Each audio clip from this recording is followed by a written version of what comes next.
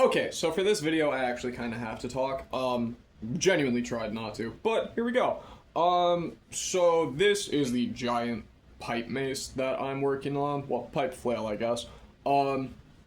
Everything that goes together in this is either an inch or half-inch pipe part.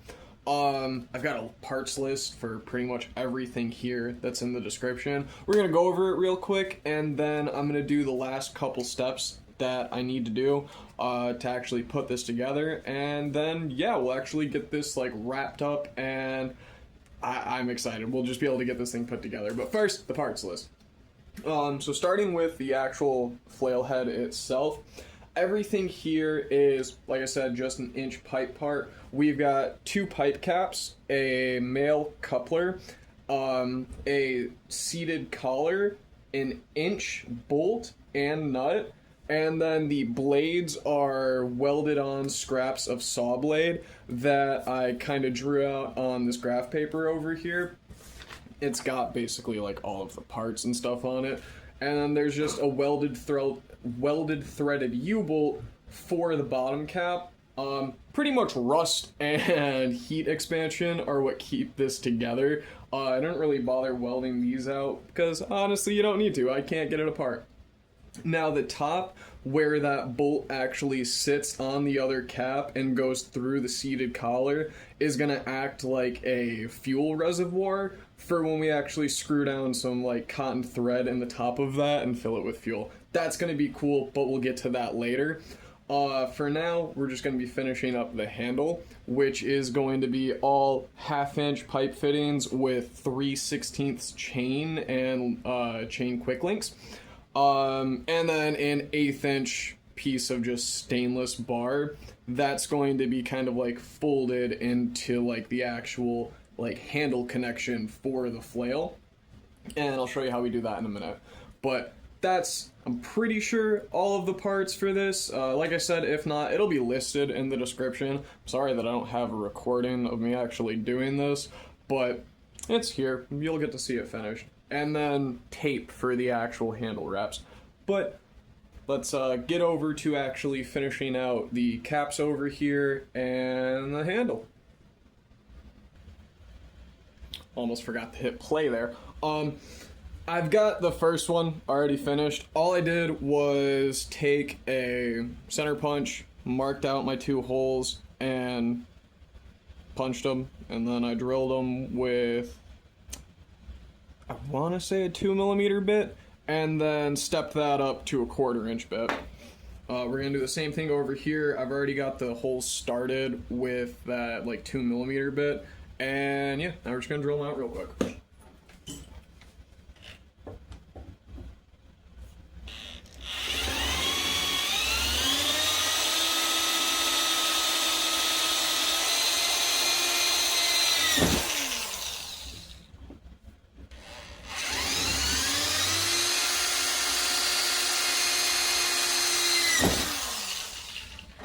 Okay, so now that those are done, we can work on this real quick, and all I'm going to be doing is kind of like bending and like feeding this through so it sits in there. I'm going to wrap it over itself so it can't pull back out, and that's going to be how we attach to the chain from the actual pipe. I couldn't find like an anchor shackle. I have one over here. Let's take this off a different mace. I have this for a different mace that or flail, Jesus. I have it for a different flail that I'm doing, these little anchor shackles, and I really like them, but I couldn't find one that was big enough through here that had a smaller diameter, like, threaded, like, connection to actually go through that. I figured having this, like, giant 1/4 inch hole through the 1/2 inch pipe was already a little bit too much. This was my solution for that. But, like I said, this is for a different project. Let's get these out of here. For this, honestly, I'm not really sure how I was going to do this at first. You know what? Give me a second. I'm going to figure out how to do this, then I'll explain it. I overthought it. I just clamped it in the bench vise, and I'm going to pull on this side until it's a U. Hopefully this doesn't hurt.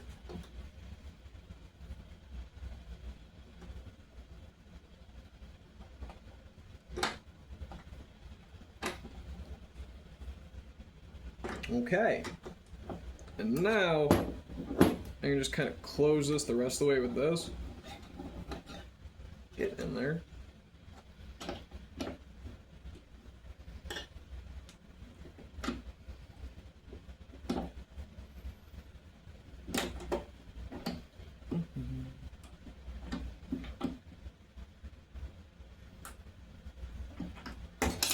Cool.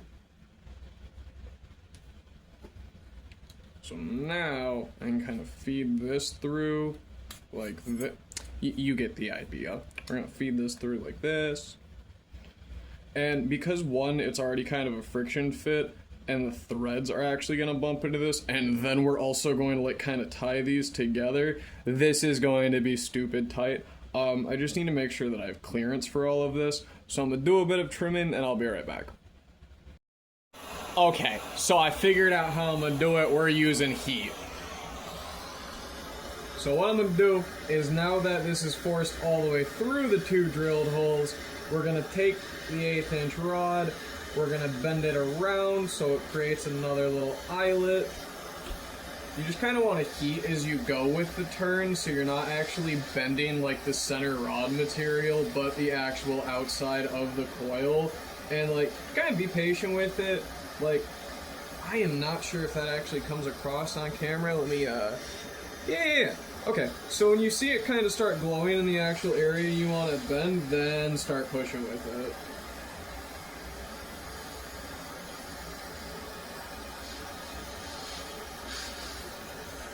And like this isn't where I want it to bend. I need it to be further back here.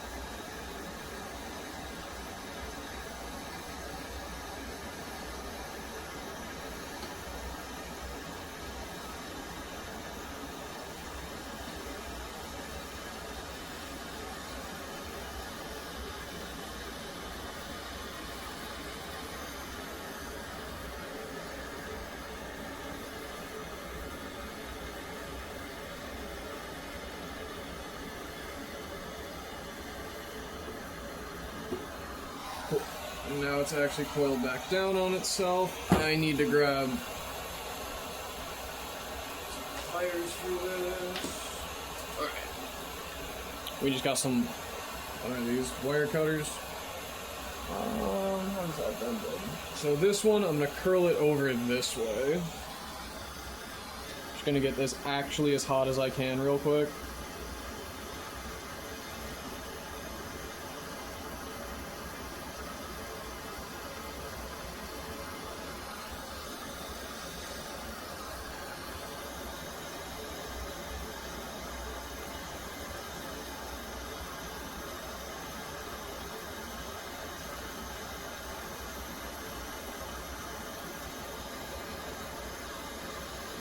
And I think, unfortunately, that's all I can get.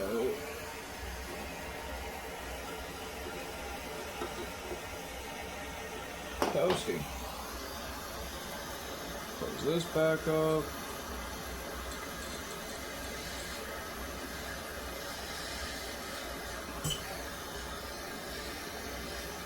Probably headbutting the camera.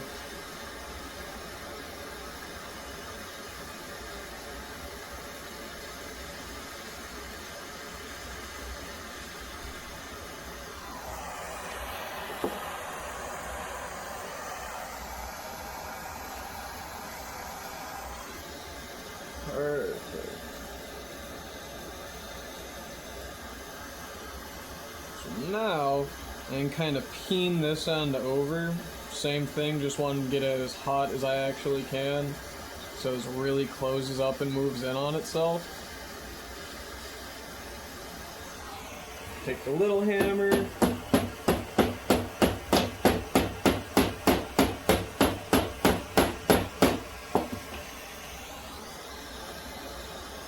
Actually, I'm going to change how I have this clamped in here, because now I'm not really worried about it like being held too much by the actual like base.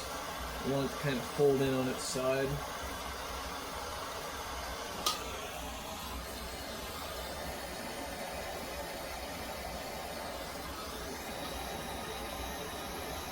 It's the only sketchy part about having an aluminum workbench. I can melt this, and I've done it before with my other one.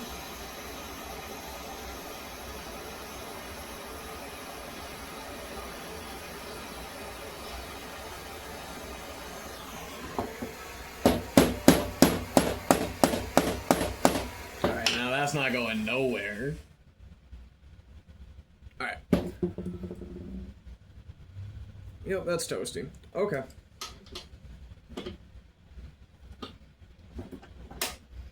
So now you'll see we've got it all kind of like coiled on and looped in itself. I'm going to cut off the excess and then it's going to fall back down through it, but I'm still going to take like a punch and flatten it down and in there. But regardless, it's always going to have tension pulling it out this way, so it should clear those threads. Just give me a minute, I'll cut this off real quick. Okay, now that that's all cut off, and it should clear through here, I just haven't cooled this off yet, I'm gonna go and do this again, and we should have something that looks kind of similar. Be right back. Okie dokie.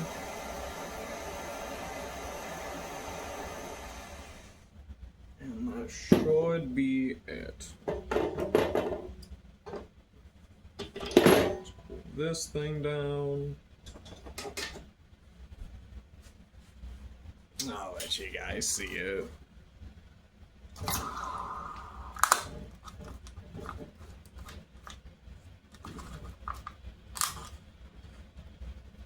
Okay.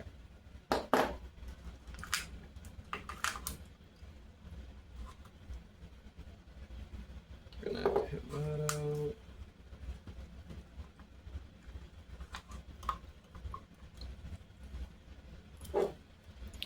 So now they're both wrapped over in the same way and shouldn't pull through. Let's move this out of the way.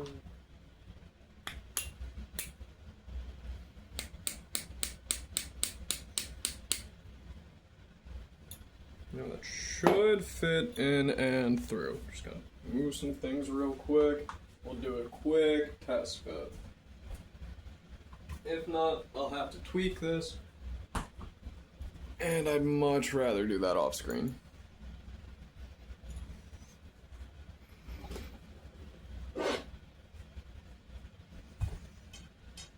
Feed that in through there, and it should be as simple.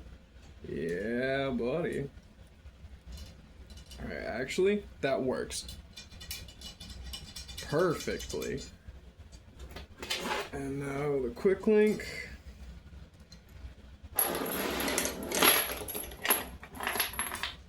Hold on. Okay, I'm gonna put this together real quick and move you guys. That went together way better than I expected. 1 second. So now for the cool part. I've got both end caps screwed on over here. I'm gonna take the end with the quick link. And mace head. Now we've got, what was this, 42 inches of chain, but we're gonna fold it on itself and while it's fed through the eye loop. So really, here. There we go. So really what, that's 42 and a half, or 42, well, times a half, if you want to be technical about it. But, so 21. So, really, it's long, but it's not that long. So we're gonna feed each one of these through there. And like that.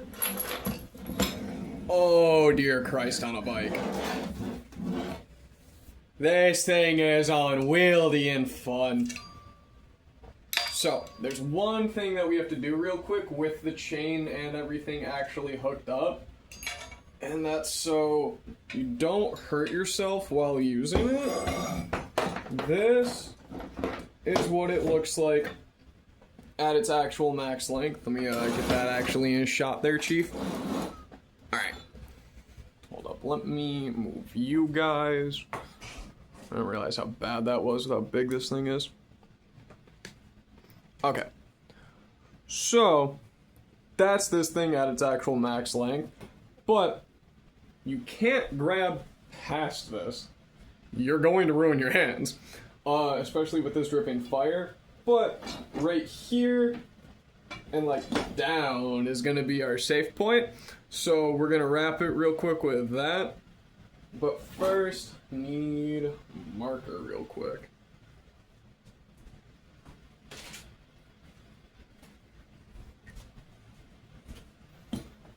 Pull this as tight as we can. Put just a little bit down past that. So here, just swing this forward. Yeah. So here is like our safe point, and I'm gonna wrap all of this down with the grip tape and electrical tape. So just give me a second on that. Alright, I know I said give me a second, but opening this up, it sounds like SpongeBob walking, or Squidward, SpongeBob when he's got those squeaky boots on. Squidward walking just in generally. Listen. Wait, why isn't it doing it now? I swear to God, it was just doing it. Alright, never mind. Wait a minute. So that was this thing all built up. Now that it's, wrapped, that took an entire thing of electrical tape.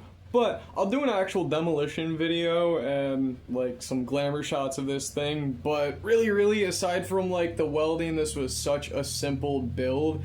Everything was just pieces of pipe and connectors that got either fit together normally or drilled a little bit, and then it was done and over with. But I cannot let you guys leave this video without seeing this thing on fire, so let's go do that.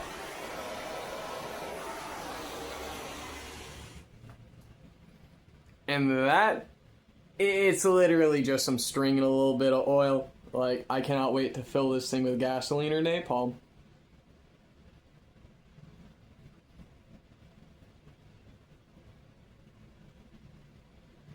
Alright, well, thanks for watching. See you soon.